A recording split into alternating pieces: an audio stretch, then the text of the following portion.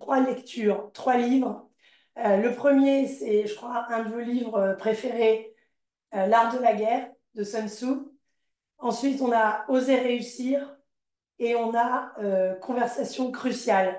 Donc, trois livres, je dirais, de leadership que je recommande grandement et dont je me suis inspirée pour vous poser des questions. Et j'aimerais commencer par des citations, dont la première. Tout le succès d'une opération réside dans sa préparation. Alors, Stan, quand on pense aux entrepreneurs qui souhaitent créer un nouveau business, quels sont les conseils que vous pouvez leur donner concernant les aspects essentiels de la préparation? La réussite d'un projet va grandement dépendre de sa préparation. Parce qu'en réalité, quand vous devez monter un projet, la première question que vous posez avant même de commencer à concevoir le projet, c'est de vous demander est-ce que ce que vous voulez monter, ce que vous avez comme idée, correspond à un besoin de votre environnement. Si c'est dans cet environnement-là que vous voulez créer la société, est-ce que ça correspond à un besoin? Parce qu'en réalité, quand on entreprend, c'est surtout pour répondre à un besoin. C'est vrai que beaucoup de gens ont tendance à penser que créer une entreprise vous permettra de devenir riche et donc de pouvoir résoudre tous vos problèmes. En réalité, vous créez une entreprise pour résoudre les problèmes des autres. Et la richesse peut être la conséquence de la réussite de cette résolution de problématiques. Donc, vous allez répondre à un besoin de votre environnement, un besoin d'innovation, peut-être, ou un besoin d'amélioration. Bon, améliorer ce qui existe déjà, ou faciliter peut-être le quotidien des gens, ou innover, parce que ça n'existe pas, et vous pensez que ce que vous allez créer va permettre justement de répondre à une problématique bien précise. Donc, quand vous rentrez dans cette logique-là, la probabilité de réussite de votre projet est très grande. Maintenant que vous avez dit ça, euh, il va falloir penser à ce que vous avez qui vous permet de réaliser ce projet. Donc, mettre en relief, si vous voulez, vos actifs. Qu'est-ce que vous avez? Est-ce que vous avez la capacité intellectuelle de le faire? Vous avez les moyens de le faire? Vous avez les gens qui vont que vous aurez besoin d'avoir autour de vous pour réaliser le projet. Vous posez aussi la question de est-ce que vous comprenez l'environnement, la psychologie de l'environnement. Vous posez la question de qui seront vos clients. Est-ce qu'ils existent? Est-ce qu'ils ont besoin de- d'une pédagogie pour réaliser qu'ils ont ce besoin? Parce ça peut être un besoin qui n'est pas nécessairement conscient, mais qui existe. Donc, est-ce que vous avez toutes ces questions, vous les posez. Et c'est pourquoi l'intelligence économique est extrêmement importante quand on prépare un projet. Comprendre son environnement, comprendre la psychologie des personnes et des clients qui vivent dans cet environnement-là. C'est extrêmement important. Une fois que vous avez fait ça et que vous savez que vous êtes justement prêt à entreprendre, c'est aussi, vous devez comprendre que l'entrepreneuriat, c'est un processus de construction. C'est un processus de construction qui prend du temps. Et c'est exactement quand vous construisez une maison. Évidemment, c'est plus facile d'acheter une maison que de la construire.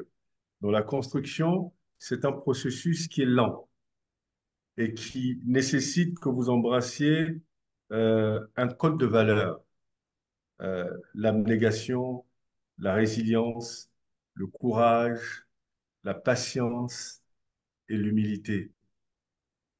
Et toutes ces valeurs-là, vous devez les incarner si vous voulez être un bon entrepreneur ou une bonne entrepreneuse.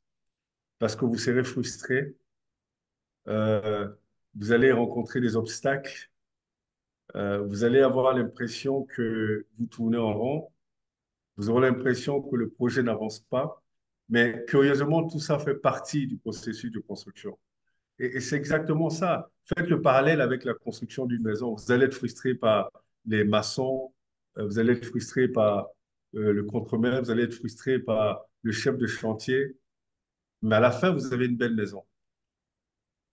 Mais quand vous allez jusqu'au bout, il faut toujours se rappeler, ce que je dis toujours, c'est que quand on entreprend, l'échec n'est pas une option. Sinon, ça ne sert à rien de commencer quelque chose avec une probabilité d'échec. Donc, dans Alors, votre esprit, oui. pardon, allez-y, allez-y. Non, non, allez, allez, allez. Non, non, vous avez dit tellement de choses que je ne veux pas perdre le fil de l'idée. Alors, pour moi, vous touchez à plein d'aspects, enfin, la résilience, euh, plein de soft skills en fait. Mais vous avez dit un truc au départ qui, moi, me ramène, parce que j'ai un peu étudié vos interviews, et vous avez dit une fois, si je peux me permettre de vous citer, qu'en Afrique, on avait quand même un côté un peu émotif. Je crois que c'était le terme que vous aviez employé. Et moi, ce que j'observe autour de moi, des gens que je connais qui ont fait des business ou qui ont tenté, c'est que souvent, comme, quand ça réussit pas tout de suite, on panique. Et puis, il y a l'environnement à côté qui dit, mais non, ça va pas marcher, tu vas pas y arriver, etc. Donc, il y a vraiment tous ces aspects-là dont vous parlez. Moi, de mon point de vue, il y a les compétences, il y a le besoin.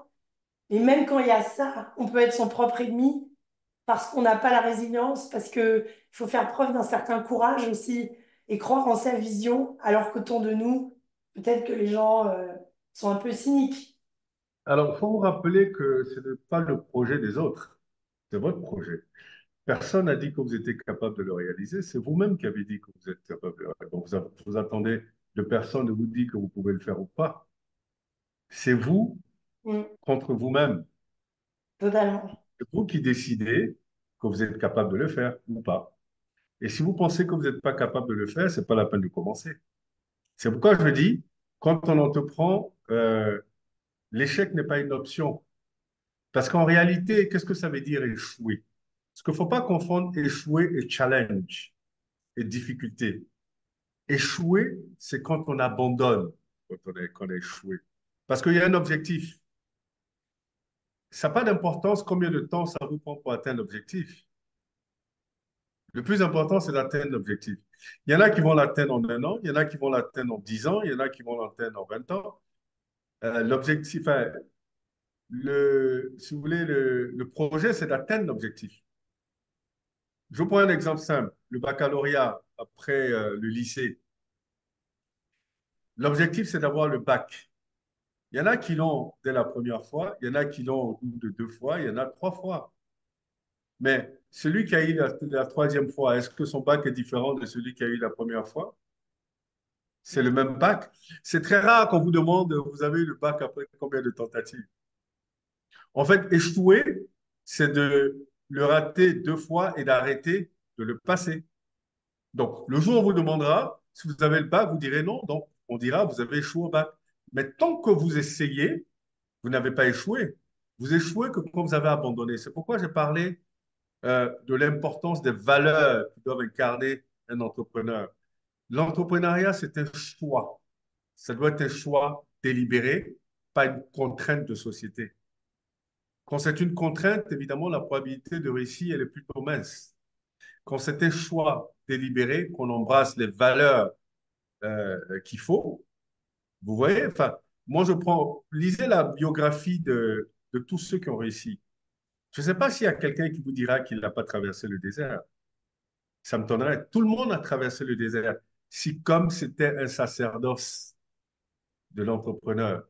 Donc, si vous n'embrassez pas ce code de valeur de l'entrepreneur, que tous les entrepreneurs aguerris ou réussis vous diront qu'ils ont comme valeur, mais évidemment, vous êtes peut-être trompé de filière. Et Totalement. ça, moi, je ne vous dis pas, je ne suis pas en train d'enseigner l'entrepreneuriat, je vous parle de mon expérience et de celle de ceux que j'ai observés qui sont dans le même, qui sont dans l'entrepreneuriat, qui ont réussi un projet. Parce que le succès, c'est ça, c'est réussir un projet. Le succès, c'est pas la richesse, c'est réussir un projet. Parce que bon, il y a plusieurs moyens de devenir riche, hein. Enfin, je dis, il y en a qui volent pour devenir riche. Est-ce qu'on appelle ça un succès? Je ne sais pas. Pour moi, le succès, c'est réussir un projet que vous avez commencé de bout en bout. Et donc, vous pouvez réussir un projet sans être riche, mais vous avez réussi ce projet, c'est un succès. Vous comprenez? Voilà. Totalement. Alors, j'ai une autre citation pour vous. Donc, toujours tirée de l'art de la guerre. Laissez vos plans être sombres et impénétrables comme la nuit, et quand vous bougez, frappez comme la foudre. Quand j'ai lu ça, j'ai pensé à vous, honnêtement. Je ne sais pas si Alors, c'est une bonne donc, vous citation. savez, ouais, mais ça ne s'applique pas dans tous les domaines. Des fois, vous avez envie de tester votre projet en sachant que l'opinion des autres ne va pas changer votre décision de continuer, mais vous testez parce que vous êtes en train d'essayer de comprendre votre environnement. Mm, Donc, quand vous parlez de votre projet aux gens qui disent, ah, ça va pas marcher, ça va pas marcher, vous cherchez à comprendre pourquoi ils pensent ça. Parce qu'ils ont certainement des éléments auxquels vous n'avez pas pensé. Ils vous diront, je vous dis par exemple l'exemple de Bloomfield. Quand j'ai commencé, quand j'ai décidé de créer Bloomfield il y a 17 ans, je commençais à en parler. Tout le monde me disait, oh, mais ton projet, il ne peut pas réussir. Il ne peut pas réussir dans cet environnement. Et je demandais pourquoi. Et les raisons qu'ils m'ont données, ce sont des raisons valables et légitimes. On me dit, il n'y a pas de cadre réglementaire, il n'y a pas de client et personne ne sait ce que c'est. C'est légitime, ça décrit l'environnement. Mais est-ce que c'est pour ça que je ne le fais pas? Parce que les clients, on peut les créer, la narrative, on peut la créer et faire de la pédagogie et communiquer. mm. La réglementation, on peut la susciter. Maintenant, c'est est-ce que vous avez le courage de faire la démarche? Est-ce que vous êtes suffisamment résilient pour rentrer dans les tracasseries administratives pour encourager les régulateurs à mettre en place une réglementation? Et donc, ça nous ramène encore au code de valeur. Mm. Donc, j'ai écouté tout le monde et ça m'a permis justement de me dire qu'il va falloir être davantage résilient parce que ça prendra du temps. Quand je commençais en 2007, mon premier client, je l'ai eu en 2009, donc 2 ans après. La réglementation, j'ai poussé pour que la réglementation soit mise en place 2 ans après. D'ailleurs, Et je me pendant les deux... souviens Oui, de votre, dans votre masterclass, la dernière. C'est assez, c'est une très belle histoire, assez inspirante. Vous racontez, peut-être que vous pouvez la raconter à nouveau, comment vous arrivez la première fois et vous rencontrez le régulateur et en fait, il n'a pas votre temps, comme on dit, quoi. Et donc, je vous laisse voilà. raconter ça parce que c'est vraiment super inspirant. Donc, j'avais 3 problématiques. La problématique de la narrative, donc personne ne savait ce que c'était que la notation financière, donc c'était de mettre en place une stratégie de communication et de pédagogie pour que les gens comprennent ce que c'est et quelle est son utilité. La deuxième chose, c'était comment j'encourage le régulateur à mettre en place un cadre juridique et réglementaire. Et la troisième chose, c'est comment je crée des clients. Donc, comment je trouve des gens qui sont intéressés à se faire noter. Alors, c'est pourquoi je parlais tout à l'heure de comprendre la psychologie de votre environnement. J'ai compris que nous sommes dans un environnement, surtout quand on parle de finances, quand on ne sait pas dans un cadre réglementaire, les gens ne font pas confiance. Donc, comment je fais ces 3 choses en même temps? Donc, je commence par faire la narrative et en même temps, je vais voir le régulateur et j'ai peiné à avoir un rendez-vous avec lui, mais j'ai eu le rendez-vous tout de même. J'avais rendez-vous à 15 heures. Je suis arrivé à 15 h moins 10. On m'a installé dans la salle de réunion à 15 heures moins 5. Il m'a reçu à 15 heures pile. Et dès qu'il est rentré dans la salle avec ses 2 collaborateurs, il a dit, bonjour monsieur, vous avez souhaité me voir, je vous écoute. Bon, tout de suite, j'ai compris que c'était quelqu'un qui était certainement très pressé. Donc, j'ai fait ce qu'on appelle le elevator speech. C'est raconter toute mon histoire en 1 minute. Donc, je racontais rapidement ce que je voulais faire, comment je voulais le faire, quel était l'intérêt pour l'environnement et le marché financier de l'UOMOA. Et donc, il a écouté, il a posé quelques secondes et il m'a dit, bien compris, bien noté, merci, bonne chance, au revoir. Et il est parti. Et donc, moi, je me dis, bon, écoute, de toute évidence, ça ne l'intéresse pas. Mais mon challenge en tant qu'entrepreneur innovateur, c'est comment j'emmène ce monsieur à me rappeler et à revenir dans la même salle et discuter 2 heures au lieu de 2 minutes. Alors, est-ce que, gardez cette pensée, est-ce que je peux vous poser une question, Stan? Absolument. Qu'est-ce qui se passe dans votre tête? Parce que moi, c'est ça qui m'intéresse. Humainement, vous dites qu'il faut s'intéresser à la psychologie de Ouais, l'environnement, mais votre ouais. psychologie à ce moment-là, vous avez investi du temps, etc., vous travaillez dur, et la personne n'a même pas le temps. Intérieurement, est-ce que vous restez calme ou est-ce que vous êtes quand même énervé? Parce qu'on Alors, entend ça, moi. vous savez, moi, tout au long de ma vie, j'ai passé mon temps à réfléchir profondément à toutes les problématiques auxquelles je fais face. J'ai perdu mon père quand j'avais 18 ans. Et depuis ce moment-là, j'ai commencé à me dire que je suis seul contre le monde. Donc, toutes les problématiques que j'aurais, mon père m'a toujours dit, il faut jamais accuser les autres de ce qui t'arrive. Si quelque chose t'arrive, c'est que tu es forcément partie prenante de la cause de ce qui t'arrive. Donc, je vais toujours être dans une logique de résoudre de problématiques. Donc, mon premier réflexe, c'est pas le découragement. Mon premier réflexe, c'est de dire, je sais qu'il a compris parce qu'il est financier, mais je le situe dans son contexte. Son contexte, c'est, il, il se dit les agents de notation financière, c'est Moody, c'est Fitch, c'est Standard Poor's, c'est les Américains, c'est les grosses boîtes. Et j'ai un jeune Africain qui vient me voir, qui me dit qu'il a créé une agence de notation financière. Donc évidemment, il ne peut pas me faire confiance, ce que je comprends, puisque je lui ai rien prouvé. Donc je lui donne le bénéfice du doute systématiquement. Je donne toujours le bénéfice du doute aux gens et je dis, si je lui prouve que je suis capable de faire de la notation et qu'il continue à douter, à ce moment-là, oui, je pourrais penser qu'il est peut-être complexé ou peut-être que ça, il y a un peu de jalousie. Mais tant que je n'ai rien prouvé, je ne peux pas présumer de ces sentiments-là. Je vais présumer de, que son comportement est tout à fait normal. Je lui parle de notation financière, je n'ai jamais noté personne. Et donc, évidemment, je vais apprécier qu'il m'ait reçu. Et maintenant, à moi de lui prouver que je suis capable de faire ce que je dis que je sais faire. C'est l'état d'esprit dans lequel j'étais d'ailleurs. Maintenant, ma stratégie, c'était comment je fais pour qu'il me rappelle. Et c'est en ça que comprendre la psychologie de son interlocuteur est extrêmement important parce que je me suis dit, c'est un régulateur. C'est quelqu'un qui aime contrôler. Donc, ça lui posera problème de savoir que je note et que je ne suis pas contrôlé. Donc, si je note que les gens s'intéressent à ce que je fais et que les gens utilisent mes notes et que lui ne me contrôle pas, ça lui pose un problème. Sauf que pour me contrôler, il faut qu'il y ait une réglementation, il faut que je sois agréé. Donc voilà ce sur quoi je vais commencer à travailler. Donc je me suis dit, il me suffit d'avoir deux, trois clients et de communiquer énormément pour que ça arrive à ses oreilles et que ça commence à lui poser un problème. Et c'est exactement ce qui se produit. Je continue ma pédagogie. J'ai un client, 2 ans après, euh, patience, comme je dis, il faut être patient. Un client, deux clients, trois clients sur lesquels je communique énormément, et ben, il me rappelle et on se retrouve dans le même bureau, sauf que cette fois-ci, on discute 3 heures de temps et il est convaincu et il décide de mettre en place la réglementation. Que vous avez Donc, certainement pu influencer, j'imagine, vu que vous étiez le premier.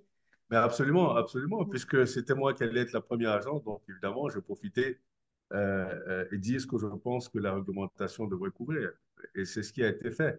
Je les ai encouragés à rendre la notation obligatoire, donc elle est obligatoire désormais, et on a regardé les classes de catégories de risques qui devraient être couvertes, et exactement, c'est ce on a fait. Donc, ça veut dire qu'à un moment donné, les blocages, c'est nous-mêmes qui les créons. Parce qu'il n'y a aucun blocage en réalité. Le blocage, c'est une barrière qui vient s'ériger devant vous, mais toutes les barrières, on peut soit les contourner, soit les briser.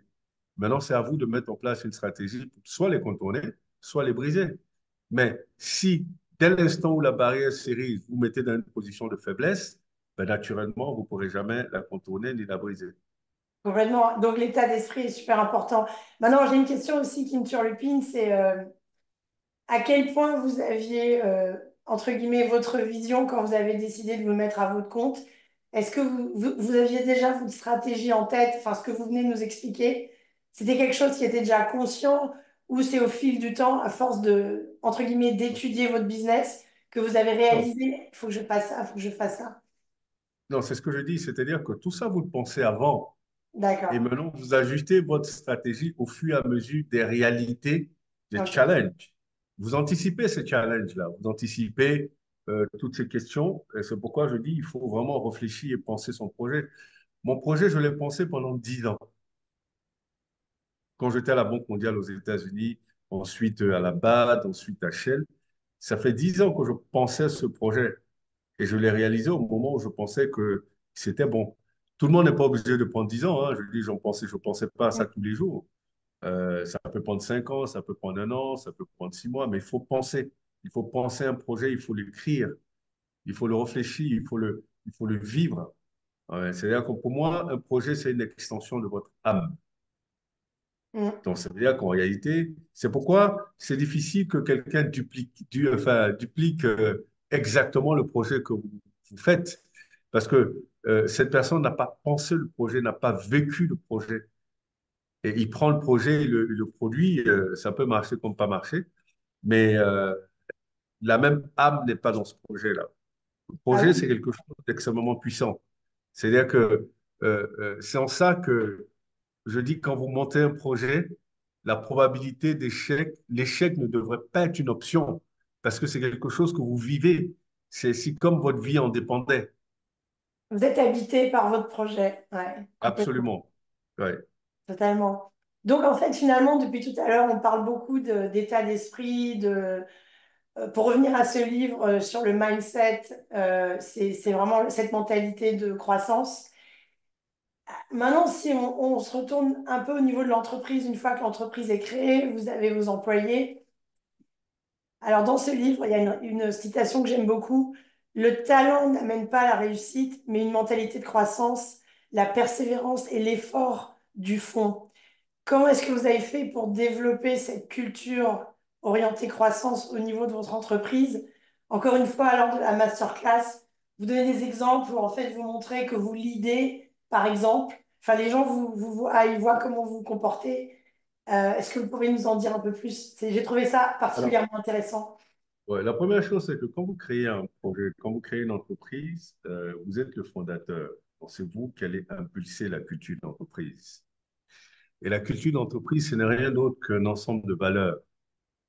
Et donc, ces valeurs que vous voulez inculquer à vos collaborateurs, ce sont des valeurs dans lesquelles vous croyez vous-même. Et donc, ces valeurs-là, ce sont des valeurs qui vous incarnent. Donc, qui vont en réalité guider votre comportement vis-à-vis d'eux et vis-à-vis de l'extérieur. Et donc, ils vous observent tous les jours.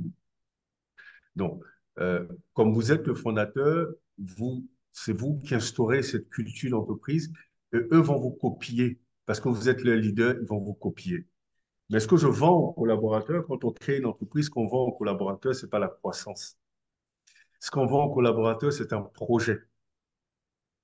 Et pour qu'ils soient impliqués, pour que vous le vendez ça comme un projet dans lequel ils contribuent et ils participent et ils contribuent à la réalisation. Celui que vous recrutez qui vient juste pour faire de l'argent, ce ne sera pas un bon collaborateur quand vous commencez une entreprise. Maintenant, après, quand ça devient une multinationale ou une société extrêmement importante qui peut être sur pilotage automatique, c'est différent. Ceux qui viennent, ils finissent par embrasser la culture qui existe de toute façon parce qu'ils voient tout le monde a un même comportement, ils sont obligés de s'y conformer. Bon, au départ, il faut vendre un projet, il faut avoir l'adhésion de vos collaborateurs. C'est pourquoi il faut gérer par consensus, pas par compromission, mais par consensus. Il faut que chacun ait quelque chose à dire dans comment vous gérez l'entreprise. Et c'est extrêmement important. Vous êtes un petit comité, vous discutez, vous échangez, chacun contribue, même si à la fin ils comprennent qu'une décision doit être prise par le chef ou la chef.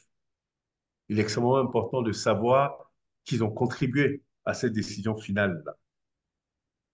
Et donc, c'est comme ça que vous créez cette culture d'entreprise. Et par votre comportement, comme je dis, si vous dites dans les contrats que le travail commence à 8 heures et que vous venez à 11 heures vous-même, les gens viendront à 10 heures. Mais si vous dites c'est 8 heures et que vous venez dans les 5 premières années tous les jours à 6 heures, vous verrez que c'est 8 heures, mais ils finiront par venir à 7 heures. Si vous dites que ça finit à 18 heures, que vous partez à 20 heures, ils finiront par partir à 19 heures. Pas parce que vous êtes là, non. parce qu'ils ont envie de rester jusqu'à 19 heures, parce qu'ils vous voient rester jusqu'à 20 heures. Donc, eux vont partir à 19 heures parce qu'ils ont certainement autre chose à faire.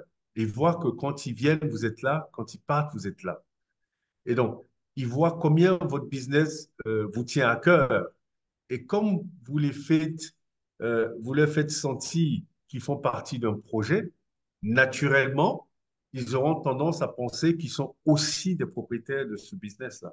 Et c'est ceux-là que j'appelle des intrapreneurs. Vous êtes l'entrepreneur et vous créez des intrapreneurs pendant que vous êtes en train de développer votre business.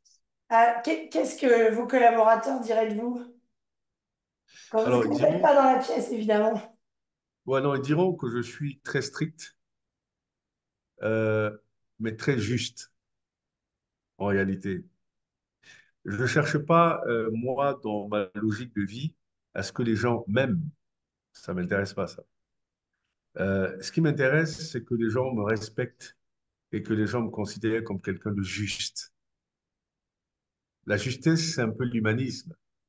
C'est-à-dire que autant je vais être très strict sur les résultats, autant je vais être très strict sur l'heure à laquelle les gens viennent au travail, sur le travail qu'ils produisent. Autant si quelqu'un m'appelle pour me dire que son enfant est malade, il ne peut pas venir aujourd'hui, il va travailler de la maison, autant je ne poserai même pas de questions, je dirais, OK, j'espère que votre enfant ira mieux. Et donc, comme ils savent que je suis strict et ils savent que je suis juste, ils ne viendront pas me dire ça si ce n'est pas vrai. Ils- C'est-à-dire qu'ils demanderont la permission s'ils en ont vraiment besoin. Ils savent que je dirai oui, mais ils savent aussi que si je découvre que c'était des mensonges, ils peuvent être virés. Ok, donc Donc, j'allais vous poser une question, mais je crois que je connais déjà la réponse, mais je vais la poser quand même. Bon, un cas de figure un peu... Bon, imaginez, vous avez un collaborateur qui performe. Donc, en termes de performance, le mec ou la fille est excellent. Mais par contre, en termes de comportement, donc par mhm. rapport à votre code de valeur, à la culture d'entreprise, c'est quelqu'un qui se conforme pas du tout à la culture d'entreprise, mais on va dire qu'il vous a rapporté beaucoup d'argent. Comment vous gérez Alors, la situation? c'est pas quelqu'un que je garderai. Vous savez, la performance, on peut former les gens pour qu'ils soient performants, hein. Mm. Mais les valeurs, c'est pas des choses sur lesquelles avec lesquelles je fais des compromis ou des consensus ou des compromissions. Non. Pour moi, le plus important, il faut se clater quand on travaille. C'est-à-dire qu'il faut créer une ambiance. Si vous ne respectez pas les règles, évidemment, vous venez créer une ambiance qui n'est pas la bonne. Si vous êtes impoli avec tout le monde, si vous ne respectez pas la culture des autres, si vous vous moquez de la culture des autres, de l'aspect des autres et tout ça, non, vous ne rentrez pas dans ma culture d'entreprise. Les gens performants, il y en a tellement dans ce monde-là. C'est-à-dire que la performance, c'est pas ce qui détermine la réussite d'une entreprise. La réussite d'une entreprise, c'est une sorte de cohérence, une cohérence dans une culture d'entreprise qui fait qu'on réussit. Ce ne sont pas les gens les plus intelligents qui réussissent dans ce monde-là. Vous avez peut-être remarqué ça. Ce sont les gens les plus rusés, les plus malins, les plus cohérents, ceux qui ont du bon sens. Les gens peuvent être moyennement intelligents et avoir du bon sens et réussir dans tout ce qu'ils font. Il peut y avoir des gens extrêmement intelligents qui n'ont pas du bon sens et qui réussissent à rien du tout et qui sont surpris d'ailleurs. Donc, c'est pas moi la performance technique qui va déterminer si on vous garde ou pas. Ça, c'est quelque chose qu'on peut gérer. Mais si vous n'embrassez pas le code des valeurs, si vous n'avez pas les valeurs qui définissent notre entreprise, non, on ne vous gardera pas. Ça, c'est clair. Pour refaire 95% des chiffres d'affaires, on trouvera un moyen de compenser ça. Ah, je comprends. J'ai une autre question pour vous. Dans un contexte professionnel, donc là, je pars sur le livre Conversation cruciale. Mhm. Donc, je lis la citation et après, je vous pose la question. Les moments OK. où les enjeux sont importants, où les opinions divergent, où les émotions sont fortes, sont précisément ceux où il est crucial de maîtriser la communication. Quelle est votre approche pour gérer? Vous devez avoir eu des conversations assez délicates. Comment vous gérez ça et est-ce que vous pouvez nous donner des conseils? Alors, quand on est sur une problématique délicate, le leader ne doit jamais se prononcer en premier lieu. En fait, vous avez un comité de direction, vous laissez les directeurs discuter entre eux, mettre leurs idées sur la table. OK? Et bon, évidemment, tout le monde a une opinion différente. À la fin, il n'y a pas de consensus parce que tout le monde a une opinion différente. Et quand vous donnez la vote, tout le monde adhère parce que c'est ce qui crée le consensus finalement. Mais si vous participez aux discussions, après, vous devenez commun. Et donc, vous avez du mal à trouver un consensus. Vous donnez la part, vous laissez les gens discuter entre eux, vos directeurs discuter entre eux. Et dans leur discussion, vous commencez à formuler, vous, la décision finale que vous allez prendre. Et donc, vous allez apprendre dans tout ce qu'ils disent, parce qu'ils auront tous des opinions. Certains auront des opinions similaires, d'autres des opinions différentes, mais la solution sera dans le consensus de ces opinions-là, sauf que eux ne pourront pas trouver le consensus. Et donc, comme vous n'avez pas parlé de toute la discussion, on va écouter maintenant ce que vous avez dit, puisque c'est vous finalement qui allez prendre la décision. Et donc, dans votre opinion, ils vont tous se reconnaître parce que dans votre opinion, vous allez ressortir les bris de solutions que vous avez pris chez chacun.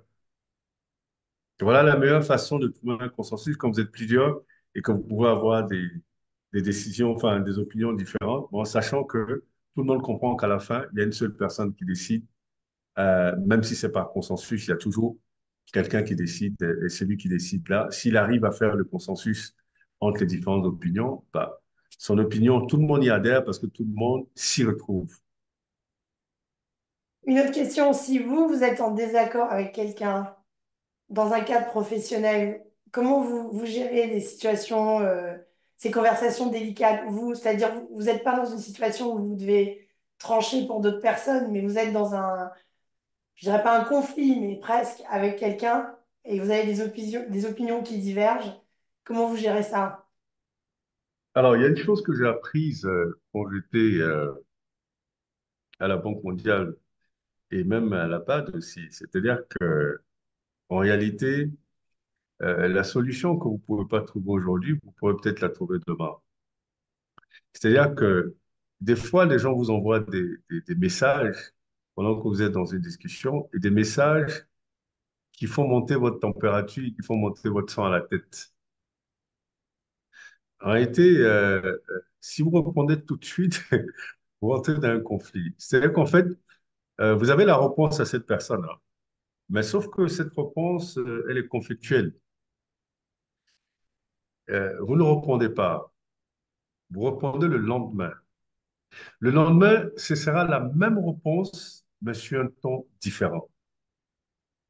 Et donc, vous allez briser le momentum de la personne en face qui va mieux vous écouter en réalité, qui va pas rentrer dans une logique de ping-pong, de mots désagréables et tout ça. Parce que lui aussi, ou elle aussi, a pris le temps de dormir, de repenser ça, de se calmer. Parce que les gens qui vous envoient un message désagréable, ils sont motivés par quelque chose, forcément, qui a peut-être rien à voir avec vous, hein.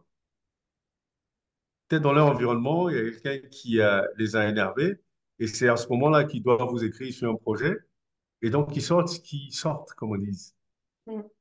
Et donc vous ne répondez pas tout de suite. Vous prenez le temps, vous revenez un jour après, et vous répondez, mais vous répondez ce que vous avez envie de répondre, mais différemment, sur un autre temps.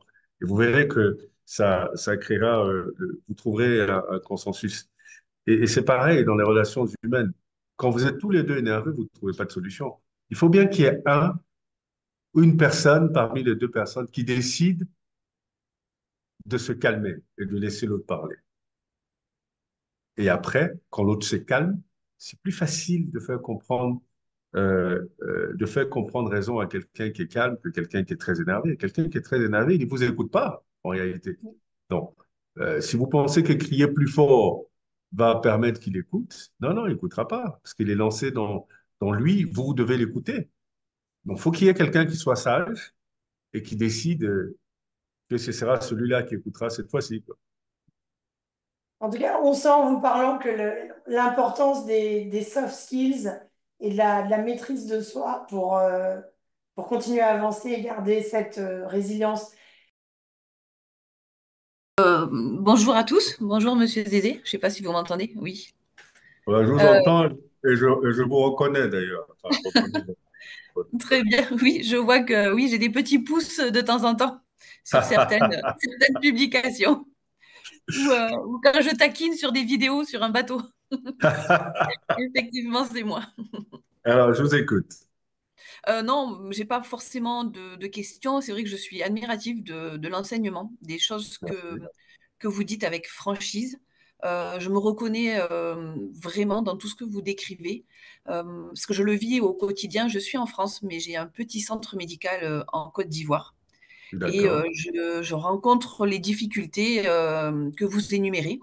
Et Mhm. j'essaye, alors c'est pas évident parce que je suis à distance, j'essaye d'apporter des solutions, de m'inspirer de ce que vous dites. Et c'est très formateur. Et franchement, je vous en remercie. Mais Merci. c'est difficile de faire avec les personnes. Voilà, enfin, la difficulté que moi je rencontre, c'est de faire avec les compétences que j'ai sur place. Ouais. J'avais un beau projet, je suis obligée de le faire avec les personnes et les compétences professionnelles de mon équipe. Et ça, c'est un challenge au quotidien qui est assez épuisant. Mais bon, Alors, si je peux me permettre, Pascal, je pense que euh, être à distance aujourd'hui n'est pas vraiment un handicap. Vous savez, vous avez, si vous comprenez la culture ivoirienne et africaine en général, les gens aiment bien qu'on leur dise ce qu'il faut faire. Euh, c'est très important. Vous venez d'une culture où les gens aiment être indépendants. C'est-à-dire que veulent apprendre rapidement pour être indépendants, parce que les gens n'aiment pas recevoir des instructions. Et vous êtes dans une culture où c'est différent, où les gens veulent qu'on leur dise ce qu'il faut faire. Mais vous pouvez transformer, si vous voulez, cette mentalité en une mentalité de gens indépendants. Mais c'est tout un processus. C'est-à-dire qu'en réalité, comprenez la culture, intégrez-la dans votre logiciel de formation de ces gens et progressivement leur faire prendre ownership. En réalité, qu'ils se retrouvent dans une situation où ils seront eux-mêmes fiers de réaliser des choses sans que vous soyez obligé de le dire. On a déjà eu des gens comme ça qu'on a emmenés à être indépendants. C'est un processus. C'est juste qu'il faut intégrer que dans leur culture, ils préfèrent qu'on leur dise de faire des choses. Tant qu'on ne le dit pas, même si ça leur paraît évident, ils ne le font pas oui. nécessairement. Ça concerne beaucoup de gens d'un certain niveau. Tant qu'on ne leur dit pas de faire, ils savent qu'il ça doit être fait, mais tant qu'on ne leur a pas dit de pas de le faire, ils ne feront pas. Donc, c'est très important, même à distance, d'être très présente. C'est-à-dire, à travers aujourd'hui, vous pouvez faire des Zoom calls, c'est-à-dire, soyez présents, mais comprenez que c'est un processus de, si vous voulez, de changement d'état d'esprit. Ce n'est même pas une question de compétence, c'est une question de changement d'état d'esprit. Je vous donne un exemple. Vous allez prendre un menuisier. Deux personnes vont commander le même objet chez le menuisier. Il fera extrêmement bien pour une personne et pas bien pour l'autre personne. Il s'agit du même menuisier, hein. Ouais, oui, Voilà ce que oui. je voulais vous dire sur ce sujet. Le même artisan, il va. Ah, Voilà, le même artisan, mais le résultat différent parce que coaching différent. ok. Oui, bien reçu. On va essayer d'appliquer. D'accord, ok. N'hésitez pas, si vous avez des questions, vous savez où me trouver. Merci beaucoup. Je vous en prie. Ouais. Une autre question, n'hésitez pas à ouvrir le micro et à parler.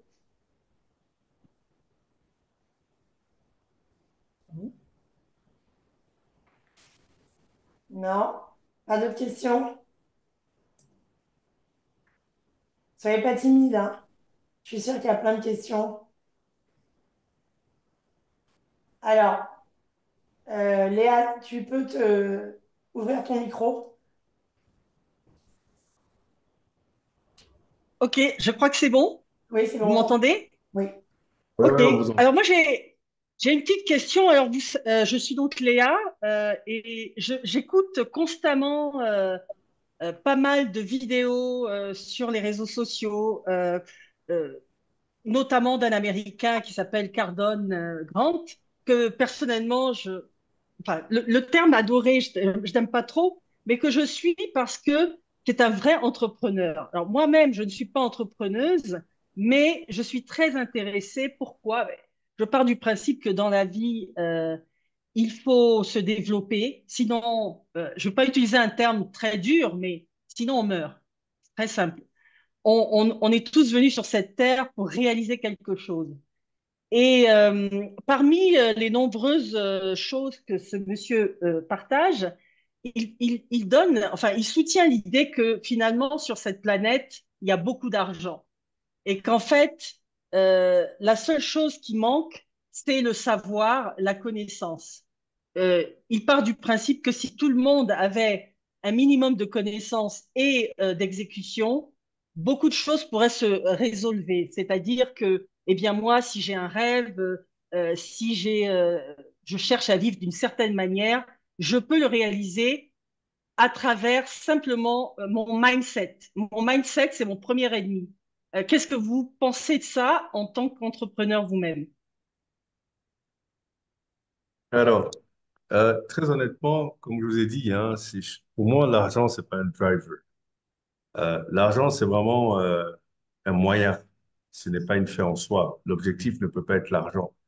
Malheureusement, quand l'objectif est l'argent, on voit tout ce que les gens sont capables de faire pour avoir de l'argent. Avoir une belle vie, c'est pas rouler, enfin, c'est pas se promener les week-ends en bateau ou dans une Rolls. Et je crois qu'il y a Steve Jobs qui disait d'ailleurs que dans son lit d'hôpital en train de mourir d'un cancer, que finalement, quand vous êtes assis, quand vous êtes couché dans un lit d'hôpital en train de mourir pendant que vous êtes multimilliardaire, vous vous rendez compte que porter une Rolex ou porter une Tissot ou une Casio, ça n'a pas de différence parce que l'essentiel, c'est que ça donne de l'heure. Non, mais pendant que vous n'êtes pas malade, évidemment, ça a une importance d'avoir une Rolex. Donc, à la fin de la journée, je suis pas motivé par l'argent, moi. Par contre, là où il a raison, c'est que chacun peut créer son bonheur. Chacun a la capacité de définir son bonheur et a les moyens de créer ce bonheur.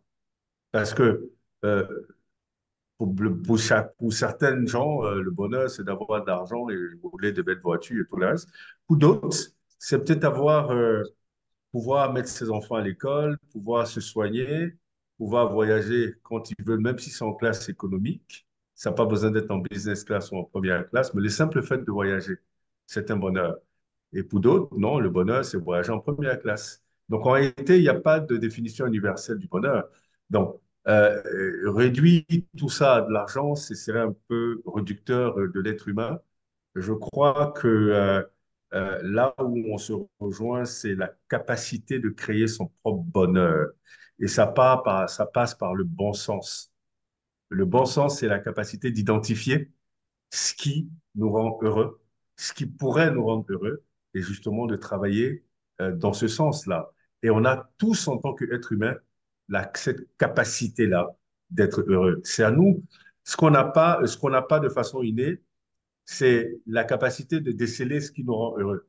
Et donc, ça demande un effort, ça demande une réflexion, ça demande une observation de soi-même et de son entourage et de déceler et de définir ce qui est le bonheur pour nous et de travailler là-dessus. Je voudrais juste dire que l'approche américaine est quand même assez intéressante. J'ai comme l'impression que dans le monde latin ou francophone, on est un peu décalé. Je pense que c'est pas tellement une question d'avoir une approche américaine ou pas. C'est surtout le fait qu'il y a des choses universelles comme ça. Et pour moi, dans ma petite expérience, dans ce que je lis, dans les réalités auxquelles je suis confrontée, j'ai l'impression que c'est un élément très important qu'on occulte un peu dans le monde francophone d'où je viens. Est-ce que vous avez la Alors, même impression que vous savez, moi ou vous savez, pas? moi, j'ai vécu 10 ans en France et 15 ans aux États-Unis. Donc, j'ai la double culture américaine et francophone. Et d'ailleurs, j'ai vécu aussi en Côte d'Ivoire, donc j'ai les trois cultures. Et c'est l'ensemble de tout ça. Vous vous rendez compte, quand vous êtes aux États-Unis, oui, naturellement, vous êtes drivé par le profit et tout ça.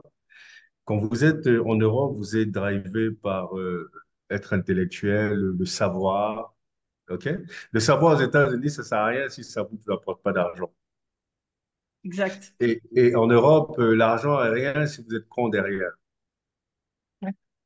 Donc, et Oui, finalement, vous prenez un peu de tous les mondes, ouais, et c'est ça qui crée la sagesse, justement, la capacité de pouvoir créer un compromis entre toutes les différentes cultures et de comprendre à la fin de la journée que finalement, tout le monde recherche le bonheur, que ce soit à travers l'argent, que ce soit à travers l'intellect, que ce soit à travers des possessions. Tout le monde recherche le bonheur. Et donc, je reviens sur la même chose en disant, oui, de culture en culture, l'approche est différente, mais l'objectif est le même. L'objectif, c'est d'être heureux. Donc, en Europe, être heureux, c'est défini différemment. Aux États-Unis, c'est défini différemment. Euh, Ceux qui sont sages, ce sont ceux qui arrivent à faire si vous voulez, le compromis de tout ça, le consensus de tout ça. Donc, c'est des gens qui finalement sont universels. Mais l'objectif exact. est le même, mais l'approche est différente. Très intéressant. Je vous Voilà. remercie. Je vous remercie, Léa. Ouais. Il est 13 heures pile. Je ne sais pas si vous avez encore du temps pour une question ou si... Alors, on va prendre une dernière question parce que j'ai mes avocats qui sont dans la salle d'attente depuis une demi-heure, donc ils m'attendent. Oh là là, Parce désolé. qu'en fait, comme je vous ai dit, je pensais que c'était 13h PM, quoi. Donc, évidemment, j'ai mis mes rendez-vous voilà, ils devaient venir me voir à 11h30, ils sont là. Donc, je peux prendre une dernière question. Et ensuite, ceux qui ont des préoccupations et des questions, je pourrais prendre, tu pourras me balancer les questions plus tard ou donner mon adresse mail. Vraiment, je suis très ouvert sur les questions. Super, merci beaucoup. Une dernière question peut-être? Soyez pas timide. Occasion exceptionnelle de poser une question directement à Stanislas. Ah ouais, allez-y, Keikura, oui, vous pouvez ouvrir votre micro tout simplement directement. Euh, on dirait qu'il y a un souci de mon côté avec ce Zoom. Un petit instant. Oui, vous allez bien? Ah, impeccable. Allez-y. Très bien. Et une partie qui disait tout à l'heure, on peut créer les clients. C'est cette partie qui m'a un peu laissé sans mots, la création des clients par la communication et réglementation. C'est ce que je n'ai pas compris très bien. Et oui, s'il pouvait m'en détailler un peu plus. D'accord. Alors, quand je dis créer des clients, c'est-à-dire que vous comprenez que quand vous créez une entreprise, c'est pour créer un service ou un produit que vous allez vendre. Alors, vous allez le vendre à des personnes qui vont l'acheter. Et donc, ces personnes-là, si elles n'existent pas dans les médias, il faut les créer. Les créer, c'est pas aller fabriquer des hommes et des femmes, non. C'est créer le besoin chez ces gens-là qui ont peut-être pas ce besoin ou qui n'ont pas réalisé ce besoin.